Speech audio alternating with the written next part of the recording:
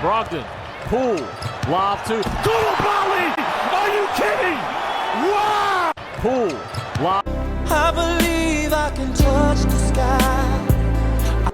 Hey, bonjour à tous. Monsieur Bulgare, s'il vous plaît. Je suis papa. I have like an unhealthy obsession with Bilal and the city of St. Cloud, France. City or commune, whatever it is, dude. I mean, whatever it is. Much respect to that place. But Bilal's a freaking stud. You see, through the first 5 games of this season, Bilal was actually averaging 19.4 points, 6.2 rebounds, 2.6 assists, all while doing it in 34 minutes per game and playing stellar defense at the same time. Like, defense and Bilal, they're synonyms, okay? Open your local thesaurus, you're gonna see a picture of Bilal and defense, all right? But his offense is what we all were just like, all right, he needs to work on his offense. And we all saw him in the gym, and the way he started off this season, dude, some Wizards fans were comparing him to baby Kawhi. Dude, I was one of them. All right, I hopped on the train, dude, and I was just like, you know what? But like, the fuck? Because like the way he was playing, like, dude, I was thinking about applying for dual citizenship with France, dude. All right, I was eating frog legs for dinner. Like I was going through it. My inner body was going to the French Revolution. But at the same time, I was thinking, like, is Bilal gonna play us out of contention for like Ace Bailey, Cooper Flagg, and Dylan Harper? But, you know, like, things happened, and Bilal came back to earth. With Bilal, like, his total package that he has right now, I can't think of a recent, I guess, in the past 6-7 years, draft prospect that the Wizards have had that made us this excited. I mean, Denny obviously did, but, like, Bilal's athleticism and, like, highlight playmaking ability, or just his highlight reels, kind of trumps what Denny brought. I mean, no, like, dude, I've been having Denny nightmares. Like, I miss Denny, but like, anyways, can't think of somebody that we've had like with this type of excitement. Like honestly, Bilal should drop his own meme coin. All right, on crypto, Bilal should drop his own. Dude, I will go all in. I would go all in for Bilal's meme coin, dude. I will take out my 401k because that's how much I believe in Air France. What's up, Wizards fans? It's Bilal, and we're mic'd up for practice today. Prochain client, s'il vous plaît. Stop speaking French, damn you! No, come on, bro. On it, all that. Yes, sir. So in this video, I'm going to do like a quick progress report of Bilal and how he's currently doing in his 2nd season with the Wizards. So if you enjoyed the video, please like and subscribe. I would truly, truly appreciate it.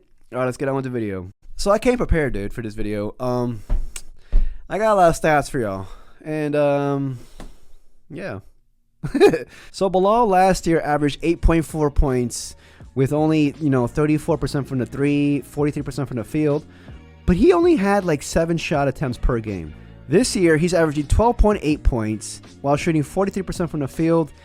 Is a bit down with a 3-point percentage with 31%. But he's now averaging 11 shots per game and 35 minutes per game as well. So he's having more opportunity to grow and blossom on his offensive side. Because defense, like I said, he's locked in. But you see, there's like 2 different types of coins to Bilal this year. All right. There's the aggressive Bilal, and then there's the shy Bilal. All right. Bilal's a little bit bipolar this year, dude. But to not try to give him excuses, Bilal is still trying to find his own offensive identity and also his role on the team. So with that in mind, like, dude, these are my own stats, all right? These are the stats that I came up with. And, dude, I had my TI-83 out. I was whipping it out, dude. I felt like I was working for Deloitte, all right? I worked like a 3-hour shift on this freaking stats, so just bear with me. Jesus Christ, there's so many freaking numbers, dude. just like reading these numbers is like raising my freaking heartbeat.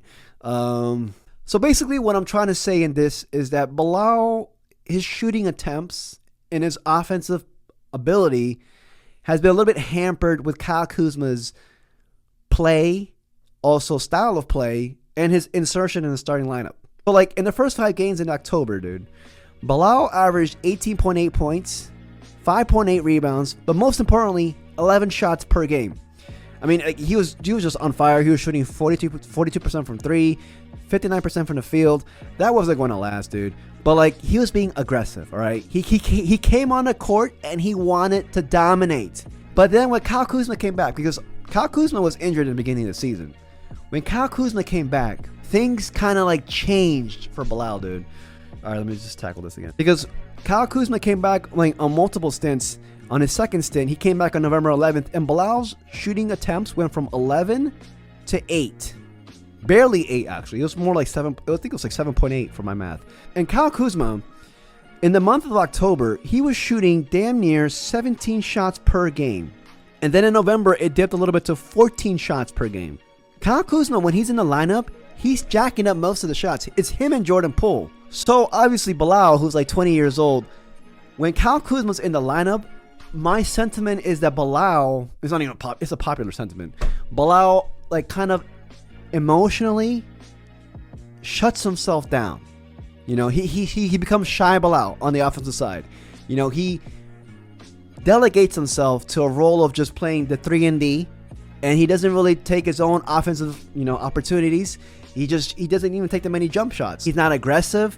You know, he just sort of delegates himself. I think in the totem pole, he believes that it's Poole and Kuzma that are going to be the ones, the offensive identity for the Wizards, which, to be honest with you, it's true. You know, Bilal's right with that. But this is a rebuilding season. We need Air France to play more aggressively. Nice cross by Bilal. It's disturbing the peace and then mean mugging the rookie. Talk to him. Now, I'm not saying that Kuz is a bad guy. He's not a bad guy, dude. He pays his taxes. I'd grab coffee with Kuz, dude. But like, it's just his style of play, his identity, that doesn't really mesh well with a rebuilding team. But you see in the past 4 games, with Kuzma being out yet again, Bilal's averaging 19.25 points per game, but the most important thing is that he's averaging 13 shots per game, whereas there was 7.8 with Kuz in the lineup. You know, the first 3 games of December, like he was in a blender offensively. But like, look at this. Again, in the game against Cleveland, Bilal shot the ball 18 times. 18! You know damn well Kuzma went into cardiac arrest while seeing Bilal jack up all these shots. That in mind, I don't need these. I'm done with stats. Too many stats here, dude. Going forward, I would want Bilal Coulibaly to continue progressing in his offensive game. You know, he needs the reps. He needs the touches. He needs to feel like he has the keys to the offense, along with Jordan Poole. Because he felt like that in the first couple of games in the season, first 5 games of the season without Kuz. You know, even though when Kuz came back, like, he was still balling, but then he ended up submitting towards Kuz. But anyways, enough about Kuz. Good luck to him and all this fun stuff. I'm still down for coffee. But yeah, I mean, like, I'm back with stats again. We all saw, like, I'm not going to go in deep about his defensive stats because, dude, like, I think Bilal can be like an all-NBA type defensive player. He's already showing that early on in his career. I mean, this year he's currently averaging 1.5 steals, damn near 1 block per game. He has like these LeBron type blocks that just like makes you jump out of your chair, jump out of your skin, jump out of your own house. Like that athleticism that he has is supremely underrated. And then we all saw him like earlier this year when he locked up Trae Young. Dude, he had Trae Young singing his name. That's right. Now, say my name.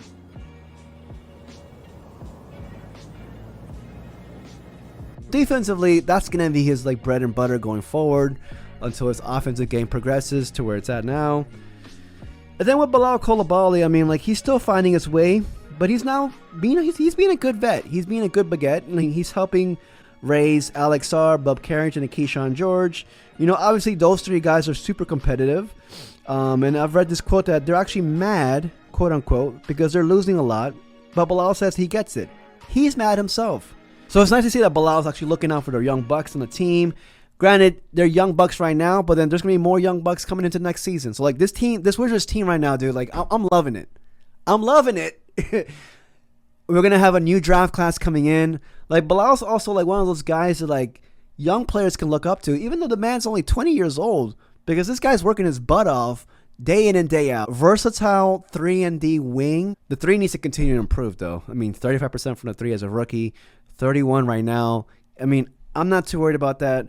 He has that mentality. He has that dog in him, dude. All right, you know, on the outside, he's a freaking dog. He's a pit bull. But in the inside, dude, he's like a warm, soft croissant. Okay, he's warm and buttery on the inside. So I'm not worried about him at all going forward. And this is the thing that makes me very confident about Bilal. Let me take off my hat for this, dude, because I'm in business now with this. I think Bilal's going to have that Denny trajectory where each year is continuously getting better and better and better, you know. But even after Bilal gets paid, I can still see him continuing to improve. Like the way Beal did after he got that max contract with us the first year and he just freaking skyrocketed. I can see that with Bilal because he's very, very raw, but he works his butt off. He's a gym rat, dude. He has Mamba mentality, and that's one thing that makes me very like confident about him. I honestly made this video because I wanted to ask Wizards fans what will be a good comparison for him. Personally, like I'm all over the place with him. Obviously, people comparing him to baby Kawhi in the beginning of the season. I think like a very realistic comparison for him for now, probably OG Anunoby from the Knicks, Mikal Bridges as well. Those two guys are like freaking studs. You need those guys in a championship team. That's one question I have for Wizards fans. What is the comparison you have for him? Because Wizards fans right now, I feel like a lot of us are like very high on him, like me. And a lot of people, I mean, rightfully so, are in the middle with him. They're like, dude, he's just going to be a glorified role player. And I understand where they're coming from, too. So, yeah, I don't know, man. I'm high on Bilal, dude. Air France. I think a good nickname for him is Be Cool. I think that people call him Be Cool. Cool Beans, or I don't know, dude. But, yeah, if you enjoyed the video, please like and subscribe. I would truly, truly appreciate it. Till next report, peace, y'all.